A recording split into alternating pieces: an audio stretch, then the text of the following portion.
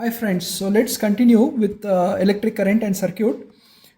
Question is, list factors on which R, that is the resistance, depends. Why are metals good conductors and glass a bad conductor? What are the alloys are commonly used in heating devices? So this is ABC. Okay. A, R depends on length of the conductor. Remember, resistance is directly proportional to L. So if L increases, resistance also increases. R also depends on area of cross section. Okay, R is inversely proportional to area of cross section. That is, R is directly proportional to 1 upon A, which means if the area of cross section increases, the R decreases. Okay, and it depends on the nature of material, what is known as the resistivity, which we have already seen.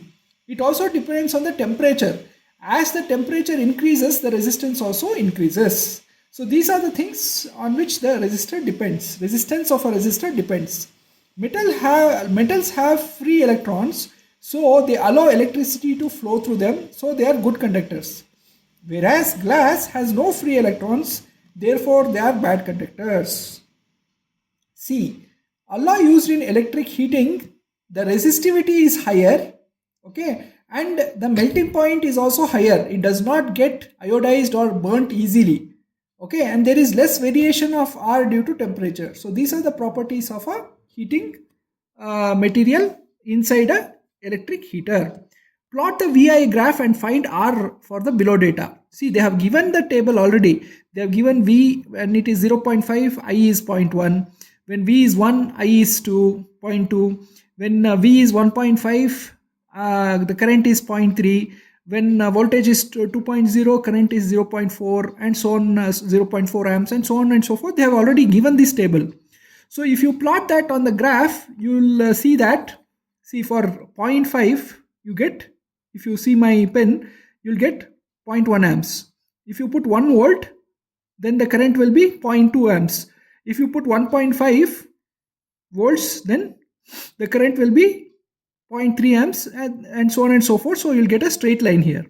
Okay, so resistance is nothing but V by I. You take any point, for example, you take the first point, you can see that if you apply 0.5 volts, you'll get 0.1 amps. So it is 0.5 by 1, which, or you can say take the second point also, 1.0 by 0.2. Any of these points you can take, you can see that the resistance is 5 ohms.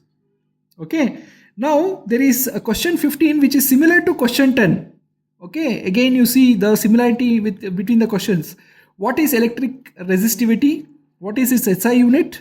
Okay, in series electrical circuit having wire and ammeter reading is 100 milliamps. If the length is doubled, how does the current I change? Okay, for telling about resistivity, we know that R is equal to resistivity into length by area of cross section, where rho is the resistivity, A is the area of the cross section of the conductor, and L is the length of the conductor. Cross multiplying, we get rho resistivity is equal to RA by L, that is ohms into meter squared by meter or ohm meter, that is its SI unit. Okay, now resistance we know is proportional to L. Doubling of length will double the R. Okay, that was the point what they were asking. If the length is doubled, how will the current change? We also know current is equal to V by R. So if you double the R, the I becomes half. So if you double the length, it will double the resistance, but doubling the resistance will half the current, make the current 0.5, right? 16, next question. Draw circuit diagram of 0.5 meter long nichrome wire XY, ammeter, voltmeter, 4 cells, 1.4 volt each. See, they have said 4 cells, 1.4 volt each. So they are supplying 4 into 1.56 volts and plug and key. And following the graph VI was plotted. This question again is similar to question 7b and similar to question 14. Okay, so we have shown the circuit diagram here. Okay, you have to practice this circuit diagram. So you have 1.4 into 4 cells. So one cell is one big line, one small line. Like that you have 4 cells here. One big line, small line, big line, small line, big line, small line, big line, small line.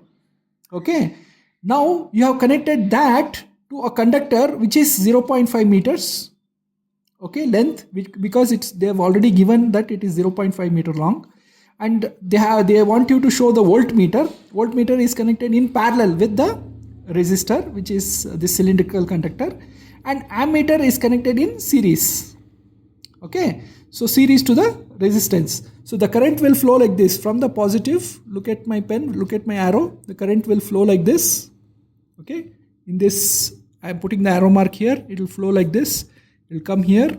It will go through the ammeter, and then it will go through the key, and it will go to the negative terminal of the cell. Okay, from the graph they have given this graph. See, at 0.5 volts you get 0.2 amps, at 1 volts you will get 0.4 amps, and so on and so forth. Okay, this is following the Ohm's law. The conductor is following the Ohm's law. So you're getting a straight line because the resistance is constant. From the graph, R is equal to V by I. You can take any of the point. I have taken the first point, 0.5 by 2. Okay, which is also equal to 1 by 0.4, which is also equal to 1 by 1.5 by 0.6. So you can take any of these fractions. Even if you take any of these fractions, you will get the answer is 0.5 by 0.2, that is 2.5 ohms. Okay, they have asked for the VI plotted. What is V by I? So V by I is R, which is 2.5 ohms. When volt 0.8 is applied, what happens? When volt 1.2 is applied, what happens? And when volt 1.6 volt is applied, what happens? See, when voltage 0.8 is applied and R is 2.5, which is a constant, you'll get I is equal to 0.8 divided by 2.5, that is 0.32 amps. Okay. Similarly, when you apply voltage of 1.2, resistance still is 2.5 ohms. I is equal to 1.2 by 2.5, that is 0.48 amps. Similarly, when you apply voltage 1.6, resistance is still the same, 2.5 ohms. That gives a current of 1.6 by 2.5, that is 0.64 amperes. So as you vary the voltage, the resistance remains constant, but the current changes according to Ohm's law. Okay. Next question. Draw labeled circuit diagram showing V by I for a resistor.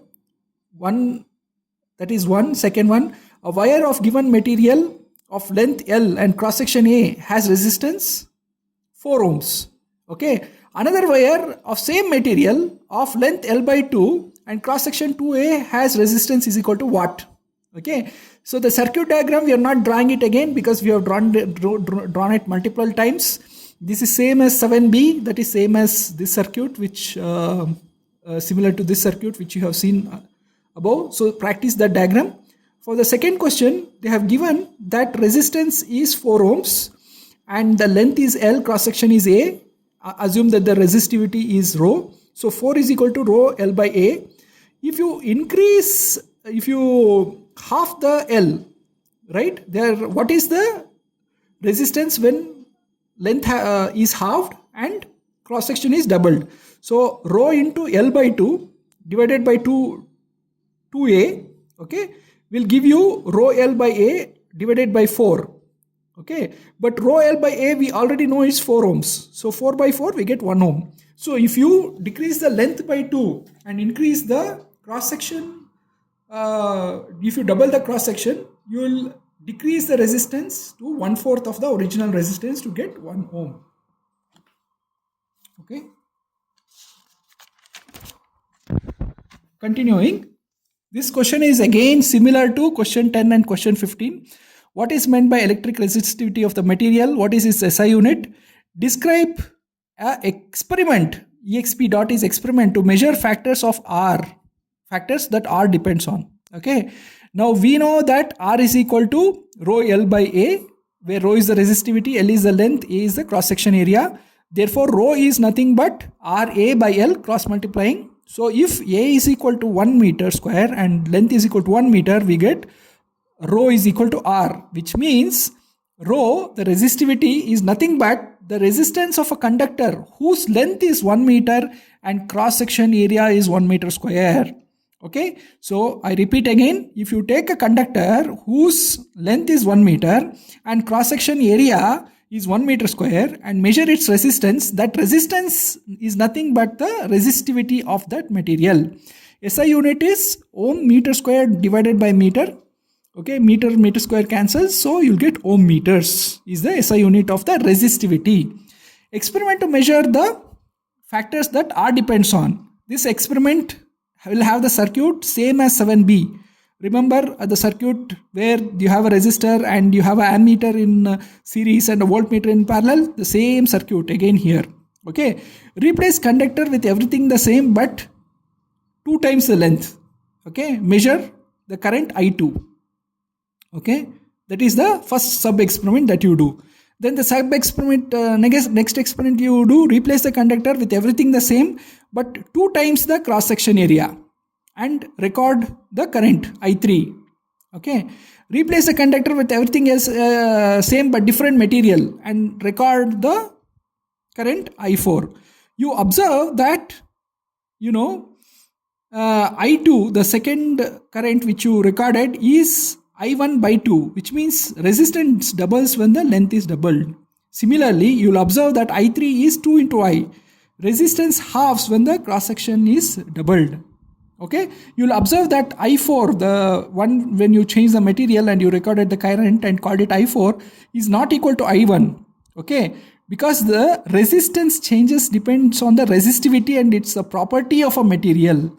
So resistance depends on length, the cross section area and the resistivity of the material. This is the experiment. Okay, next question. This is a question is again similar to question 12. State Ohm's law, condition for its validity and how to verify it experimentally. EXP dot is experimentally. Nature of the graph of VI. Okay, VI graph, we have already seen that. Okay, which quantity is obtained using the VI graph. Okay, Ohm's law states that when TMP dot is temperature, when temperature is constant, current through the conductor varies directly as the voltage applied. That is, the conductor current I is directly proportional to V, which implies I is equal to V by R. Okay, where R is the resistance, or cross multiplying V is equal to I into R, where R is the resistance of the conductor, I is the current and V is the voltage. Okay, circuit for experiment is the same as 7b, the same circuit. You have a resistor, you have an ammeter, you have a voltmeter parallel and you're connecting it to a battery. Okay, the same circuit, you please practice. It's the same circuit. Okay, during iteration 1, connect the battery only. Okay, you'll get V1 is equal to V and note the I. During iteration 2, connect 2 batteries. That is, voltage is now 2 times V. Okay, note I2. Okay, during iteration 3, connect 3 batteries. That is, now it is 3 volts. Okay, so you can see that and note the current I3. So see, you have connected 2 batteries in the iteration 2 and 3 batteries in the iteration 3. Look at my pen, right? What I am showing.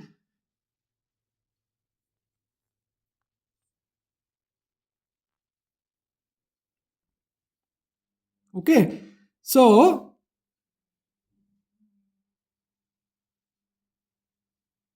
okay, if you see how we have connected 2 batteries or 3 batteries, right? That is the experiment we are doing. And you plot the graph. Okay, when you connected just 1 voltage, you get I1. When you collect 2V, you get I2. When you collect 3 batteries, V3, that is 3V, you get I3. So you can see that you will get a straight line. Okay, slope of the line is constant at constant temperature, which is nothing but the resistance of the conductor. Okay, so please follow my pen. Okay, next question. 2 LED bulbs of 12 watts and 6 watts are connected in series. Okay, current through the 12 volt is 0.6 amp. Okay, and therefore the current through the 6 watt bulb is how much? See, there are 2 LED bulbs. One is 12 volts, one is 6 volts. Look at my pen. Look at the diagram here. Okay, they are connected. 12 volts and 6 volts are connected in series, one next to other. 0.06 amps flows through 12 volt bulb. We are asking what is the current that flows through 6 volt bulb. Okay, it will be the same current because whatever current, if you look at my pen, whatever current flows in the wire here the same current will flow through this wire and it will exit through this wire because they both are in series. Okay, since they are in series, that is the starting end of one is connected to the end of another. Okay, the current cannot escape anywhere, it has to move through it, and the series current, the same current will flow through anything connected in series. So in series the same current flows. Okay, so answer is, if 0.06 amp flows through 12 volts, the current that flows through 6 volt bulb is also 0.06 amps. Okay, now next question. 4 resistors, each 8 ohm are in series. What is the effective resistance? If they are connected in parallel, what is the effective resistance? See, again, I have already shown you how series connection and how parallel connection is, but I'll show you once again. Series connection means 4 resistors are connected so that the end of one is connected to the beginning of other, like that. Okay, please look at my pen. Okay, so this resistor, the end of one is connected to the beginning of other. The end of this guy is connected to the beginning of other. So this is each is 8 ohm. So this is also 8 ohm. This is 8 ohm, 8 ohm, 8 ohm. Okay, this is series.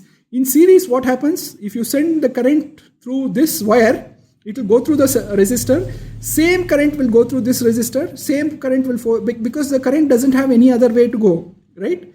Same current will flow through this resistor and same will flow through this resistor and so on.